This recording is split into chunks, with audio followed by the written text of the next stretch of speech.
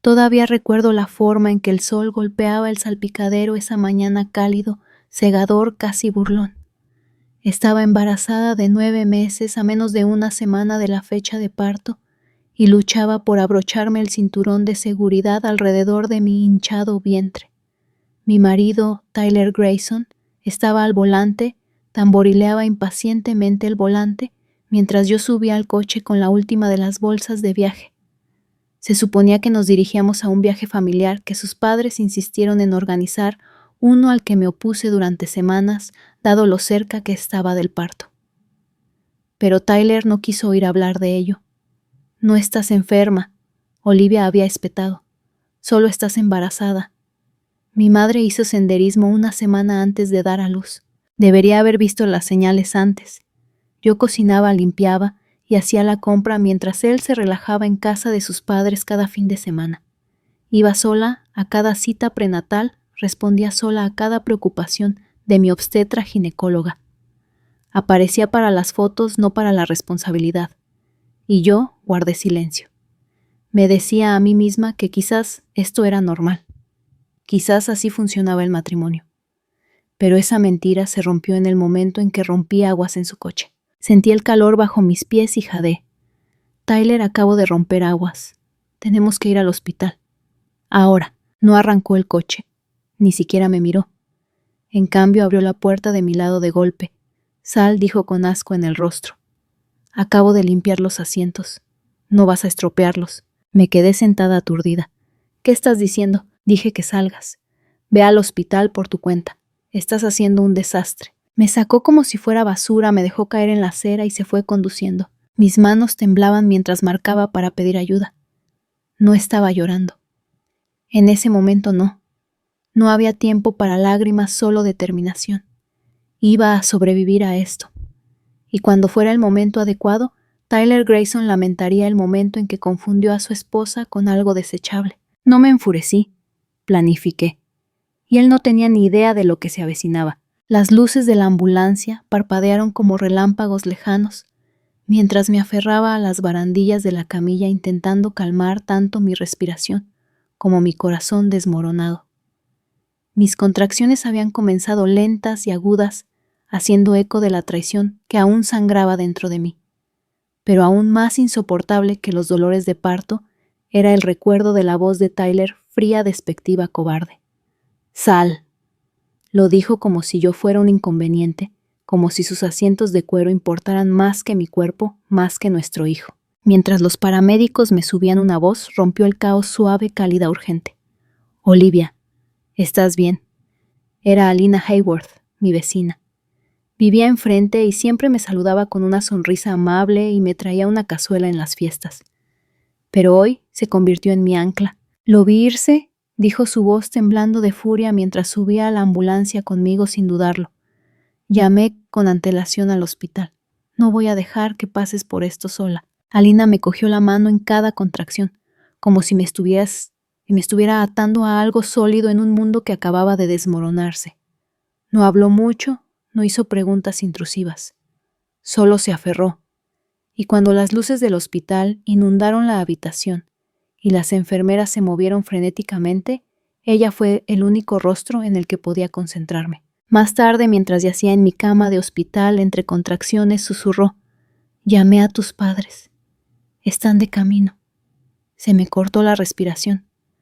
Mis padres, que vivían a 2 horas de distancia, quienes apenas habían hablado con Tyler desde la boda, venían.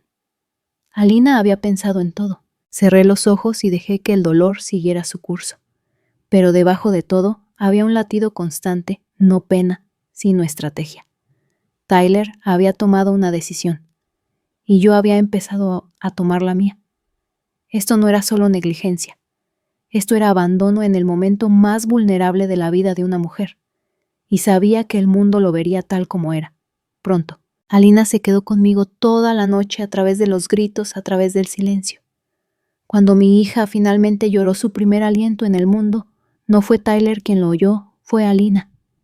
Y cuando mis padres entraron corriendo en la habitación, con los ojos húmedos de rabia y preocupación, la miraron también como a una hija. Tyler podría haberse marchado, pero lo que dejó atrás no fue debilidad, fue testimonio, y había terminado de guardar silencio. Cuando la enfermera finalmente llevó a mi hija en la cuna a mi sala de recuperación, envuelta en suaves mantas rosas y parpadeando hacia el techo con el asombro lento de una vida nueva, sentí que algo se rompía, no por el dolor, sino por la claridad. Había creado esta vida, la había nutrido, la había protegido y lo había hecho sin él, sin Tyler. Mi madre se sentó a mi lado, meciendo suavemente la cuna con una mano y apretando la mía con la otra. Mi padre se quedó de pie rígidamente cerca de la ventana, con la mandíbula apretada de esa manera rara que reservaba solo para las iras más profundas. Cuando habló, su voz tembló con contención. Tenemos que hablar de lo que pasará después. No estaba hablando del bebé, estaba hablando de Tyler. Asentí demasiado exhausta para formar las palabras, pero demasiado resuelta como para no estar de acuerdo. No había vuelta atrás a lo que la vida había sido antes de que la puerta de ese coche se cerrara de golpe en mi cara. Ninguna cantidad de súplicas o disculpas podría borrar la imagen de él, alejándose mientras yo estaba allí empapada en líquido amniótico y traición. Ese tipo de abandono no se desvanece, se calcifica. Más tarde, esa tarde mientras mi hija dormía y mis padres salieron a almorzar, abrí mi teléfono por primera vez desde el parto. 57 llamadas perdidas. Mensajes de voz, mensajes de texto. Todo de Tyler. Mi pecho no dolía, ardía, no de anhelo sino de incredulidad. Los mensajes iban de la confusión a la rabia. ¿Dónde estás? Me dejaste sola, seguido de «esto es tu culpa» y finalmente la joya de la corona del delirio. Hablemos. Creo que ambos dijimos cosas que no queríamos decir. Dijimos cosas que no queríamos decir. Me dejaste a un lado de la carretera durante el parto. Me dijiste que estaba arruinando tu viaje familiar. Y me llamaste fea mientras llevaba a tu hijo. Apagué el teléfono. Que grite en el vacío. Pero el mundo no se quedaría callado.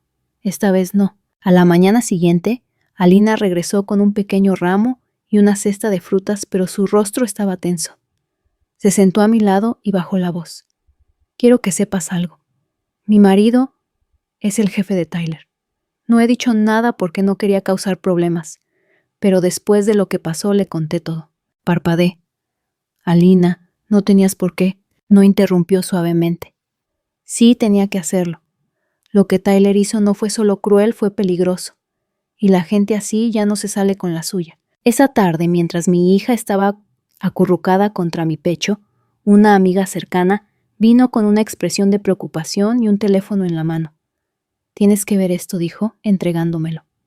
En la pantalla había un video, un clip borroso mío al lado de la carretera, acunando mi vientre con pánico en la voz, y el coche de Tyler a la distancia alejándose a toda velocidad.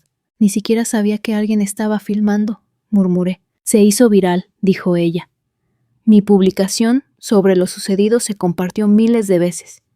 Alguien grabó las imágenes por casualidad y me las envió. Tu rostro está borroso, pero todos se han dado cuenta. Están nombrando a Tyler directamente. Me quedé mirando la pantalla. Los comentarios inundaban la pantalla. Cientos de personas expresando horror, rabia y asco. Su nombre y su empresa habían quedado expuestos. El hombre que una vez me miró, como si fuera desechable, era ahora el símbolo de la crueldad sin espinas en Internet. Más tarde esa noche volví a encender el teléfono brevemente. Los mensajes de Tyler habían cambiado. Por favor, habla conmigo. Esto se ha salido de control. Todos se están volviendo contra mí. La cobardía era palpable. No respondí.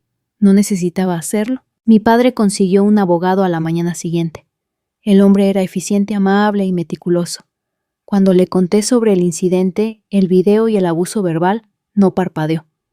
Tenemos un caso, dijo, y lo manejaremos de forma discreta pero potente. Durante años había confundido la resistencia con la fuerza. Pensé que tragarme el dolor significaba que era madura, que guardar silencio significaba que era noble.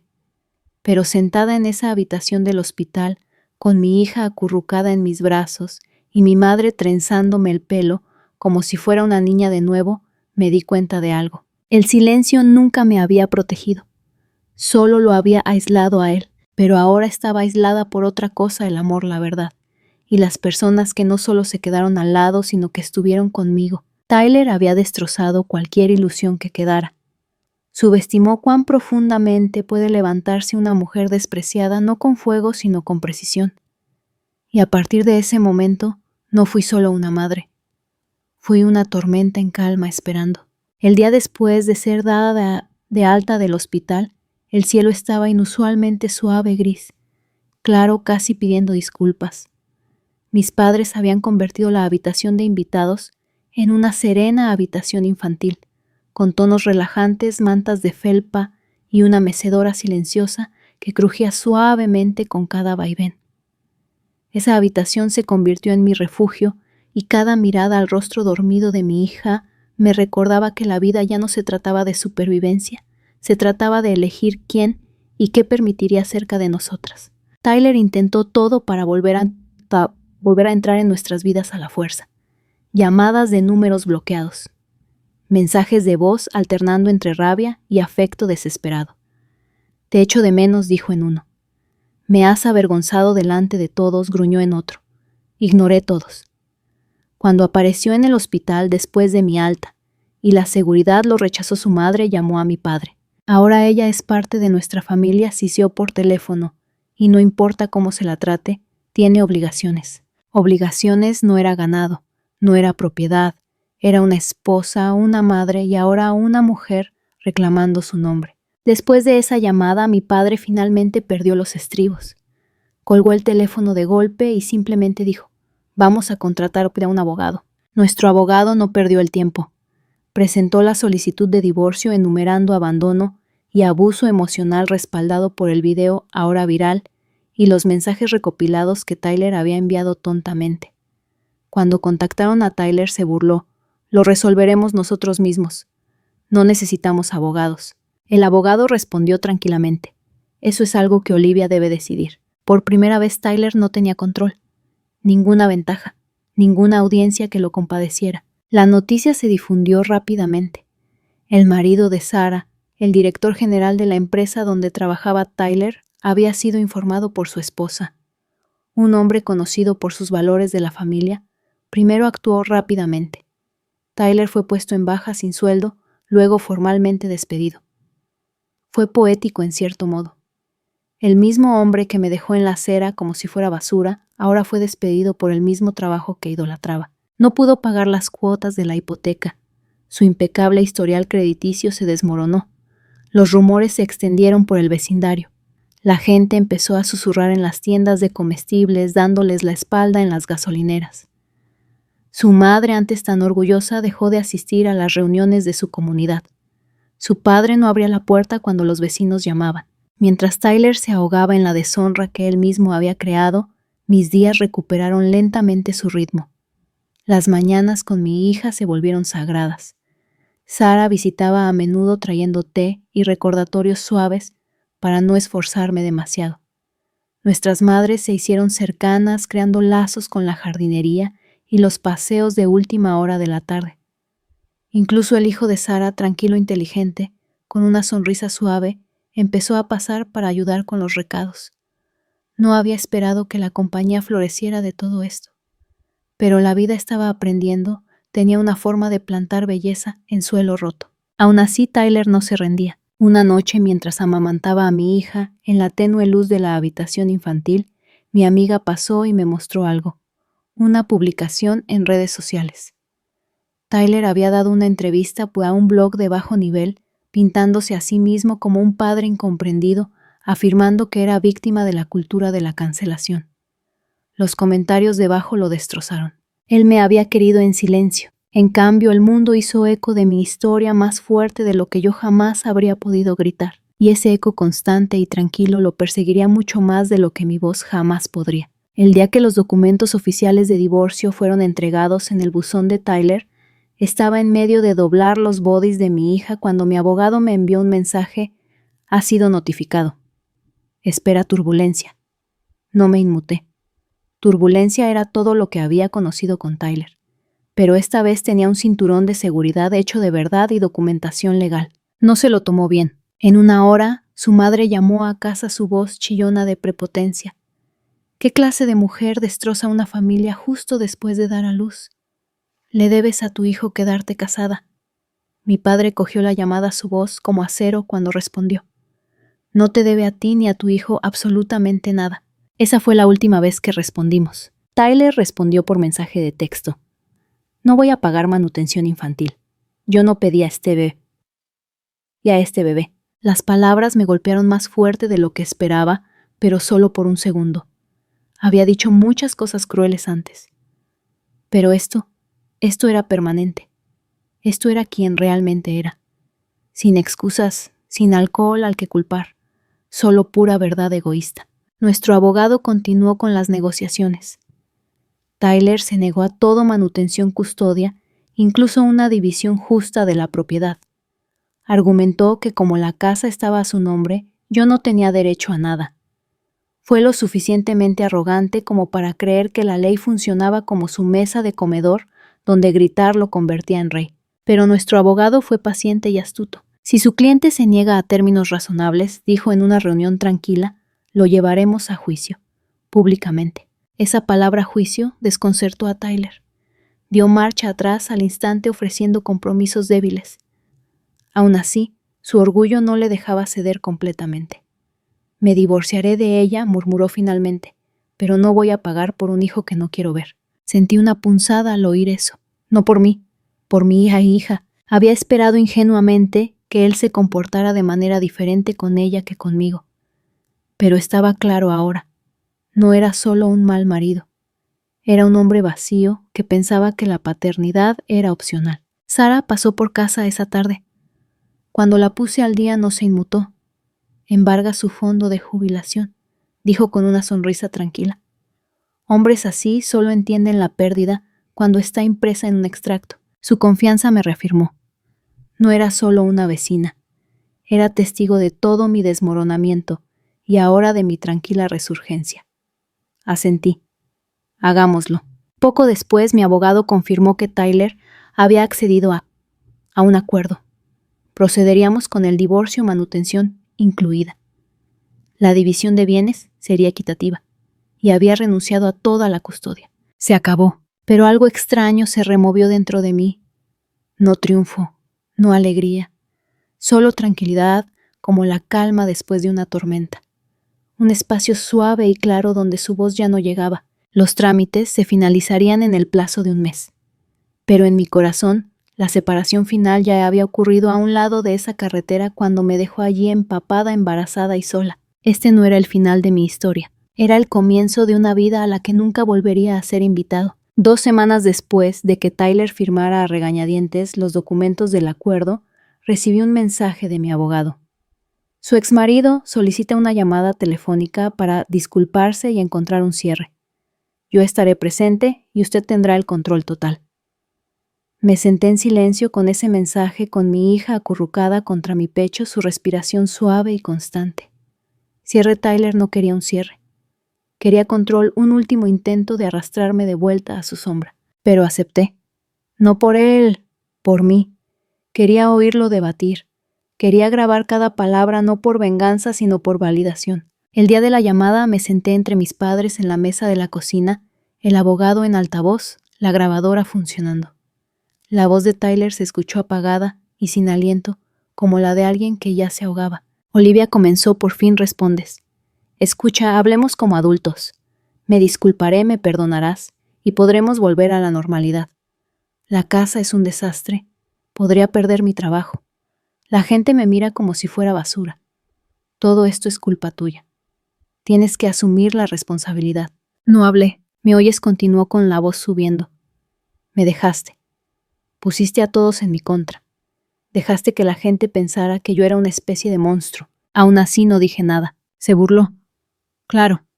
Sigues con el tratamiento silencioso. Siempre has sido fría. No me extraña que tuviera que buscar amabilidad en otra parte. Eso fue todo. Me incliné hacia el altavoz. Mi voz, cuando finalmente hablé, era plana como cristal estirado hasta el límite. Solo para que lo sepas, esta llamada está siendo grabada. Y todo lo que acabas de decir se guardará como prueba legal. Adiós, Tyler. Hubo una pausa al otro lado. Una inhalación aguda. Luego, espera, ¿qué? Me estás grabando. No puedes hacer eso. Solo me estaba desahogando. Sabes cómo me pongo. Vamos, no seas así. Lo siento. Te quiero. Arreglemos esto. Clic. Miré a mi abogado. Será suficiente. Dio un lento asentimiento a partes iguales, impresionado y entristecido. Nunca entenderá la diferencia entre remordimiento y consecuencia. Más tarde esa semana, mientras los últimos expedientes judiciales se sellaban, nos enteramos por Sara de que Tyler había sido oficialmente despedido. Su marido, el director general, había dejado clara su postura: un hombre que abandona a su esposa durante el parto no tiene cabida en una empresa que valora la integridad. Sin ingresos, sin vivienda, y con la reputación en ruinas, Tyler regresó a casa de sus padres. Pero ni siquiera allí encontró refugio. La comunidad, una vez encantada por su familia, ahora cruzaba las calles para evitarlos. Se convirtió en un fantasma en su propio pueblo. Mientras tanto, mis días se volvieron más brillantes. Mi hija empezó a arrullar extendiendo diminutos dedos que se envolvían alrededor de los míos con sorprendente fuerza. Mis padres, antes tensos y lamentando la vida que había sufrido ahora, sonreían fácilmente de nuevo. Las noches se llenaban de comidas compartidas, risas suaves e historias de resiliencia. Sara visitaba a menudo. Traía pequeños regalos, libros, ropa de bebé, sopa casera.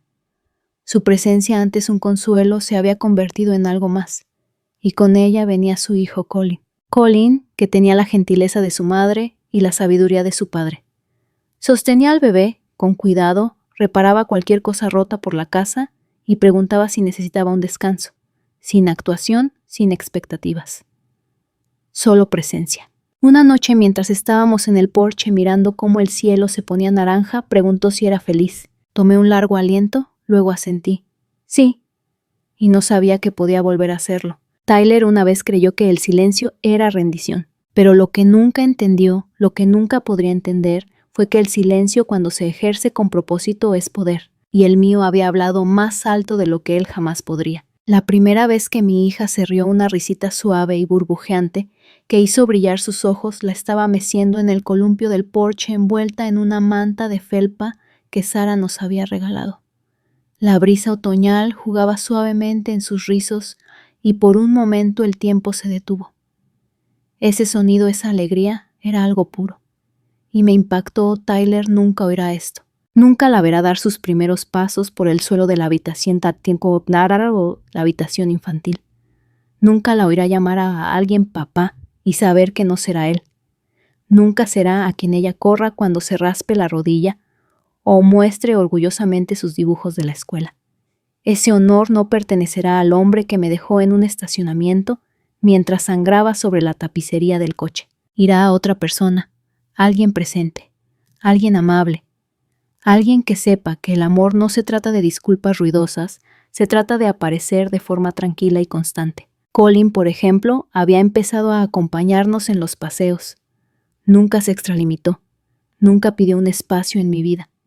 Se lo ganó estando ahí, preguntando cómo estaba antes que nadie, arrodillándose junto a mi hija y haciéndola reír con caras graciosas sin pedir nunca reconocimiento, solo ofreciendo calidez. Una tarde, mientras los miraba jugar bajo las hojas cambiantes, Sara susurró a mi lado: «Es curioso cómo la vida teje personas en tu mundo exactamente cuando las necesitas». Asentí con los ojos empañados.